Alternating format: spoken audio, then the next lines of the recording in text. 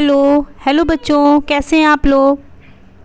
आज हम class 10th के सेकेंड लेसन भारतीय अर्थव्यवस्था की क्षेत्रक सेक्टर्स ऑफ इंडियन इकोनॉमी के विषय में बातचीत करेंगे। इकोनॉमी अर्थव्यवस्था से तो आप लोग समझते होंगे, आर्थिक क्रियाकलापों का जो क्षेत्रक होता है, जहाँ पर हम इकोनॉमिक एक्टिविटीज़ करते हैं, उस जगह को या उस पूरे क्षेत्रक को हम इकोनॉमिक भारतीय अर्थव्यवस्था कहते हैं। आर्थिक क्रियाएं वो क्रियाएं होती हैं जिनमें कुछ धन अर्जन के लिए किया जाता है। तो इस तरह से हम देखेंगे कि हमने आर्थिक क्रियाकलापों को 3 क्षेत्रकों में डिवाइड किया है। 3 क्षेत्रकों में हमने 3 सेक्टर्स में हमने इसको डिवाइड किया है। तो इसको हम ऐसे समझ सकते हैं कि हम जब मानव सभ्यता का विकास हो रहा था तो मानव ने कौन सी गतिविधियों को पहले किया था। तो शायद उसने आर्थिक क्रिया के रूप में सबसे पहले हर्डिंग यानी पशुचारण किया होगा। उसके बाद एग्रीकल्चर, फिर गैदरिंग, फूड गैदरिंग करना, कलेक्शन ऑफ फूड, रूट्स और फ्रूट्स, सीड्स, ये सब किया होगा उसने।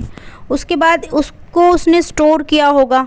उसके बाद उसने उन फूड वो सीड या लकड़ियों से कुछ मैन्युफैक्चर करने के लिए जैसे टूल्स हैं, वेपन्स हैं, बनाए होंगे। तो इस तरह से जो हमारा इंडस्ट्रियल सेक्टर है वो डेवलप हुआ होगा। छोटी मोटी जगह पे उसने लार्ज स्केल में कुछ प्रोड्यूस करना शुरू किया होगा। जैसे कि हमें मिलता है कि उसने जो ये माइक्रोलीथ्स बनाए थे, जो बहुत ही सूक्ष्म हथियार थे, उनको हम हमारे जो पूर्वज थे वो बनाया करते थे। तो वो बनाने के बाद देने के लिए वो कुछ ना कुछ उसके बदले में लेता रहा होगा। तो इस तरह से हम कह सकते हैं कि ये पहली आर्थिक क्रिया हुई होगी जिसमें प्राथमिक क्षेत्रक और द्वितीयक क्षेत्रक हमने देखा होगा। प्राथमिक क्षेत्रक जो पूरा का पूरा नेचर डिपेंडेंट होता है। जो आर्थिक क्रियाएं होती हैं वो पूर्णतः प्राथमिक क्षेत्रक में जो आर्थिक क्रियाएं होंगी, जो भी आर्थिक क्रियाएं होंगी, वो पूर्णतः किस पर डिपेंड करेंगी? प्रकृति पर। ठीक है। तो यहाँ पे देखिए पिक्चर्स में कुछ एग्जाम्पल दे रहे हैं। जैसे यहाँ पे देखिए ईंटें बन रही हैं।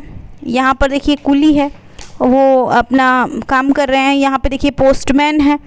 तो यहाँ पर कुछ क्षेत्रकों के आपको उदाहरण दिए हैं। जैसे बुक पर सबसे ऊपर देखिए ये एग्रीकल्चर करते हुए दिखाया गया है, फिर माइनिंग करते हुए लोगों को दिखाया गया है। यहाँ पे देखिए ये कोई कारपेंटर है जो कारपेंटरिंग कर रहा है।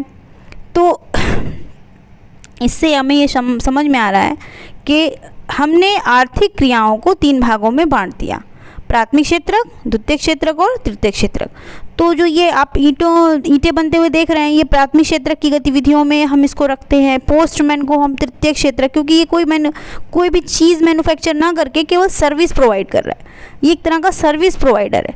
तो इसको हमने तृतीयक क्षेत्रक में रखा हुआ है, यानी जहाँ पे सर्विस भी है। देखिए कुली भी है, तो इनको भी हमने सर्विस सेक्टर में रखा हुआ है।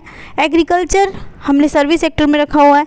और यहाँ पे देखिए ये महिला हैं, ये सेल्समैन का काम कर रही हैं। तो सेल्समैन भी कुछ प्रोड्यूस नहीं करते हैं, वो भी अपनी सर्विस प्रोवाइड करते हैं। तो इनको भी हमने सर्विस सेक्टर में रखा हुआ है। तो ये एग्जाम्पल के माध्यम से आपको आर्थिक गतिविधियों को 3 क्षेत्रकों में विभाजित करने की बात सिखा रहा है। तो इसके बाद हम नेक्स्ट पॉइंट पर आते हैं।